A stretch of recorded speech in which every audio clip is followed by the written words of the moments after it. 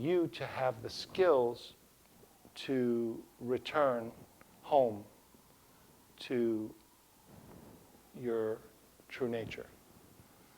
And in order to do that, the class is structured to kind of help you learn how to do it for yourself by giving you some simple doorways and then a series of doorways to kind of help navigate this consciousness, which, as we said in the beginning, is in some ways nothing in the consciousness is being changed. It's just that there's some subtler hidden dimensions because the current fast-moving and stronger moving parts of the consciousness are dominant.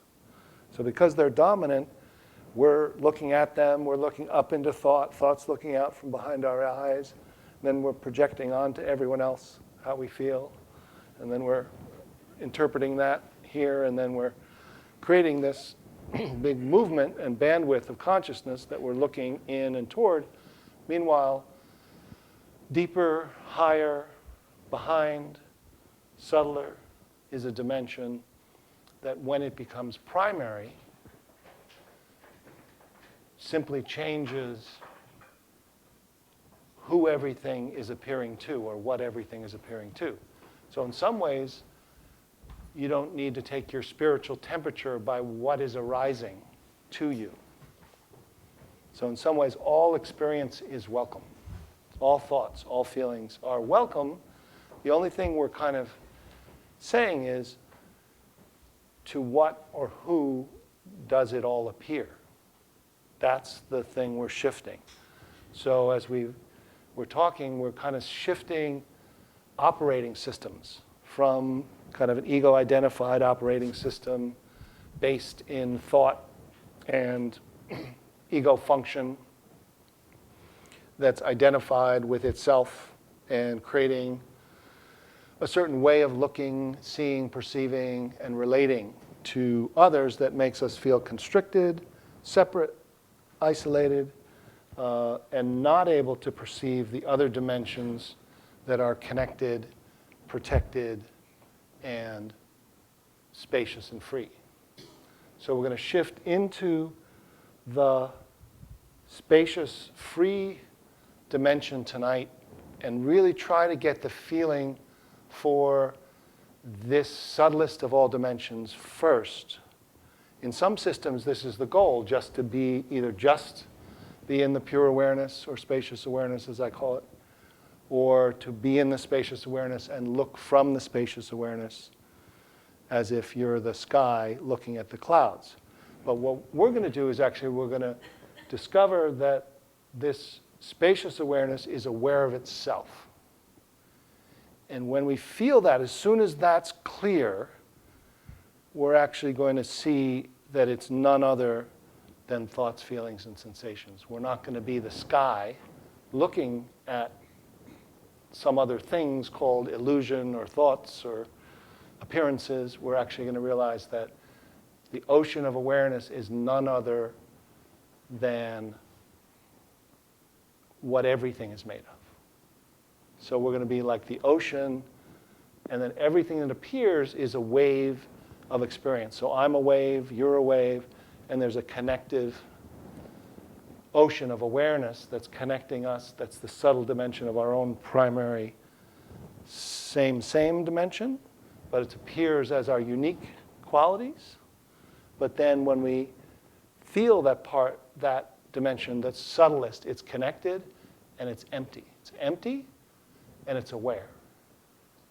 It's not a thing, but it's aware or awake. So when we discover that, we're actually going to try to really feel that and then come right back and include the most physical, energetic dimensions of ourselves without losing the primacy of the subtlest. And this can be done often through long periods of meditation or kind of a resting method. And this is a little more of an inquiry style meditation where we're actually is more of a looking method than a resting method.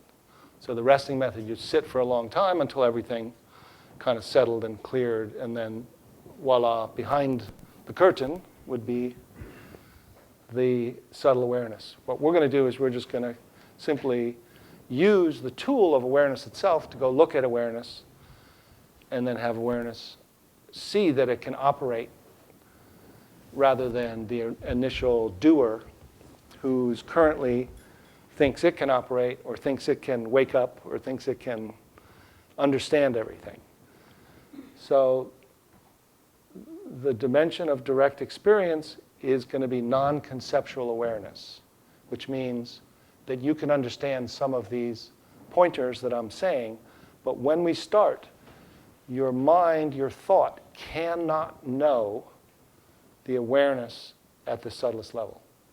Just as the ear cannot see and the eyes cannot hear. The mind cannot know awareness. Awareness can know the mind. And that's what we'll do. We go to the subtlest level, and then it can use thought, it can use sound, but current operating system is thought-based, concept-based, picture-based, imagination-based. We have to go out of our minds and back to our senses, and then actually, in this time, out of our senses to a non-physical awareness that then will see that the physical is none other than made of awareness just dancing. And that's when we'll feel that there's kind of a unity or not two-ness to everything, a connectedness, and presence, awareness, presence, or an embodied awareness, awareness embodied. So we're going to do that in an hour and a half because it's already here. So really, in some ways, it's as simple as location, location, location. Where is the one who's perceiving? Where is this? Can there be a seer, a seeing without a seer? Can there be a being without a mental doer? Can you just be without doing or thinking? And then from that being, connect up so you can do from being. Right? So do, be, do. Do, be, do. That's the method. Do, be, do. Scooby-Doo.